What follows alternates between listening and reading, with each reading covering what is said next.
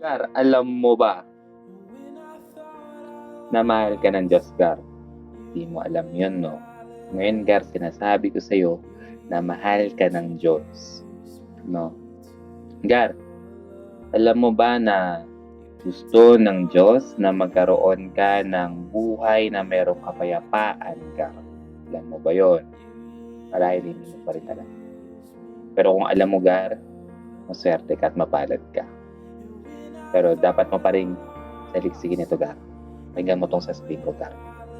No? Alam mo ba, Gar, na tayo ay nilikha ng Diyos mula sa kanyang larawan? At nais din niya na magkaroon tayo ng pinakamataas na antas na ugnayan o relasyon sa kanya, Gar. Yun, Gar. Personal na relasyon ba, Gar? Ang nais ng Diyos. Sapagkat, Gar, ipinadama ng Diyos ang kanyang pag-ibig sa atin noong mamatay ang Panginoong Jesucristo para sa ating ipinadama, Gar. No? Ibinigay niya, no? In-express niya yung pag-ibig niya sa pamamagitan ng pagkamatay ng Panginoong Jesucristo para sa ating Gar. Upang sa gayon, sa kamatayan ng Panginoong Hesus, tayo ay magkaroon ng isang bagong buhay, Gar. No?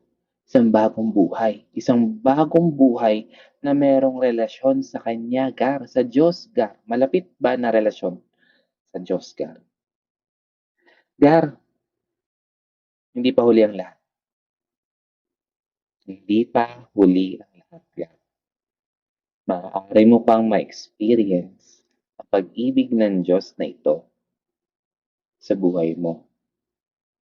At kung umabot kayo sa punto ng video na to, maaaring nais mo or nagpasya ka na natanggapin ang pag-ibig ng Diyos para sa iyo. O kung hindi man, pakinggan mo pa rin ito.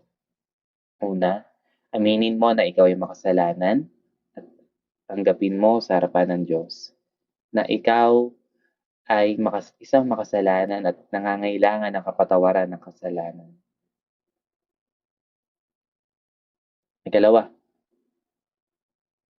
ipahayag mo sa pamamagitan ng iyong mga labi ang pagsuko at ang pagtanggap sa Panginoong Hesukristo bilang iyong personal na Panginoon at tagapagligtas. O Gar, kailangan mo to sapagkat ang sino mang sumampalataya sa Kanya hindi na mapapahamak kundi magkakaroon ng buhay na walang hanggan.